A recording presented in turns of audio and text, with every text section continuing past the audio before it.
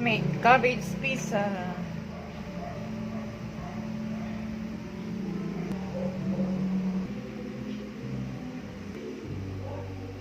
Need is black pepper, chili powder, ating nor, chicken powder or magic sarap, depende kung anong mayroon kayo dyan mga guys. So, ayan, mimix lang natin ang ating mga ingredients.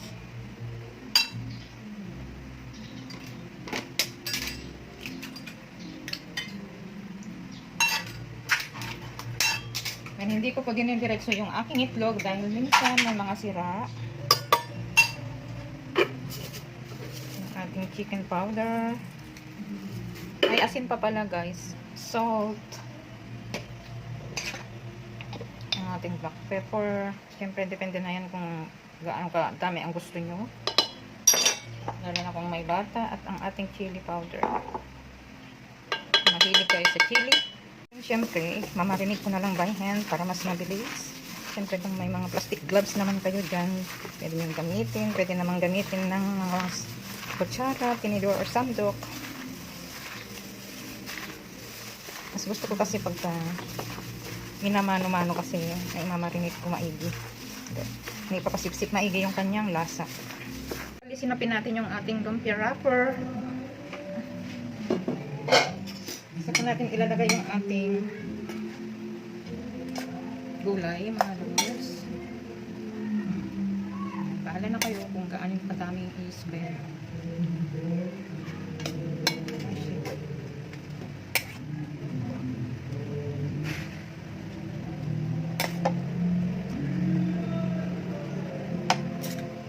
Hinaan nyo lang muna yung apoy para hindi maluluto agad yung ating lumpia wrapper guys. Or else, wag nyo muna siyang bubuksan yung apoy hanggat hindi nyo mailagay yung ating mga gulay.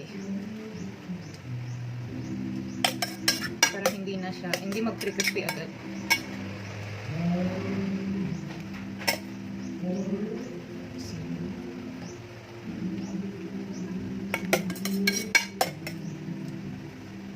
So, bahala na kayo mag-spread at kung gaano kadami ang gusto ninyong ilagay. So, ako kasi 2 tao lang naman yung kakain. Kaya, yan. Tama-tama lang, sakto-sakto lang yung aking lulutuin. So, yun. At pag naayos na natin sa kawali, yan, bubuksan na natin yung apoy. At hihinaan natin.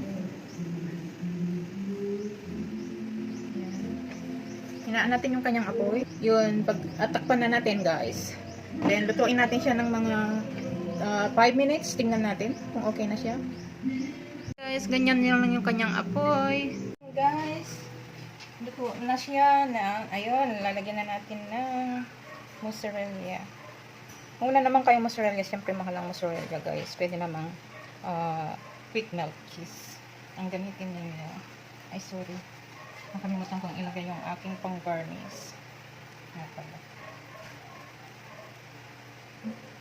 So, ayan. Siyempre, lalagyan lang natin ng kunting decor bago natin lagyan ng ating toppings. Ang pangit kasi ng mozzarella dito sa Pilipinas, guys. Kasi, para siyang, ano ba ito? Hindi siya malagkit. So, kung ano lang yung sapat na ilalagay natin, yun lang ang gagamitin. Pero kung gusto nyo naman ng sobra-sobra, okay lang. As long as mayroon kayo, mga lods. So, yun. Kasi yung iba, hindi naman kasi nag-aalam na yung ating alam. So, yun lang guys. So, bali 10 minutes yung inano ko, yung inalarm ko. Sakto-sakto na ang kanyang luto. Kasi ako gusto ko yung medyo marami-rami siyang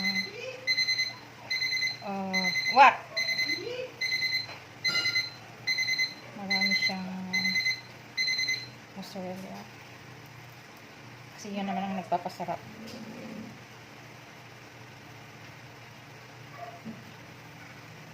So, yan guys. So, tatakpan na lang ulit natin para mag-melt yung kanyang cheese. So, yun ang ating May ano kasi guys. Guys, pag nakita na natin mag-melt, ayan, pwede na siya. Hanguin na natin. Ayan. Siyempre dahan-dahan, mga lods. Para hindi masira ang kanyang figure. Ayan. So, yun, mamaya na natin siya guntingin. Ayan, pwede naman natin siyang guntingin dahil mainit. So, ayan guys, parang ka na rin siyang kumakain ng pizza kasi look at that. So, yun guys. So, ayan, bakit ka pa mamasa-masa ng ating ang init. Ayan. Kung pwede naman, di ba?